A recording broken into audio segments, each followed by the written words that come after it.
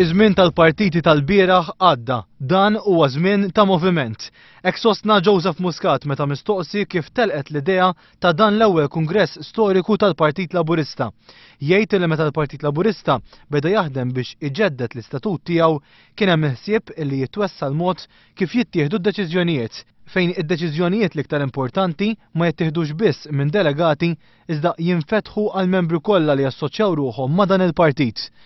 Din hija trend li qed nintroduċu f'Malta li hija tinduna ħafna bija fl-Ewropa u anke fl-Istati Uniti fejn partiti l-aktar dawk biex ngħidu hekk mill-xeħta progressiva u demokratika għandhom din it-tradizzjoni li uħud minnha bdewwa snin kbar ilu bħal fl-Istati Uniti, uħud minnhom bdewwa biss ftit ta' snin ilu bħal fl-Italja u fi Franza, hemm pajjiżi oħra Ewropew għadhom qatt bdewwa fil-verità. Joseph Muscat spjega li dan il-kungress huwa totalment differenti minn kull attività oħra li għamel il-Partit Laburista fil-passat. Jagħmilha differenti il-fatt li mhux il-politiċi ħajtkellmu n-nies. Ħajtkellmu nies li jidentifikaw ruhom mal-Partit Laburista u anke qegħdin nesperimentaw biex ikun hemm anke nies oħra illi jridu jaraw progress fil-pajjiż, illi jagħtu l-idejat tagħhom.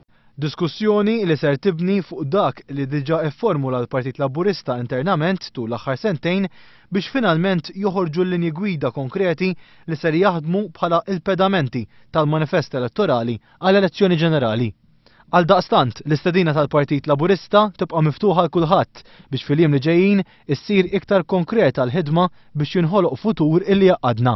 Minn dik id-diskussjoni li ħadku qed tifforma madwar kull tema ħajkun hemm il-linja gwida.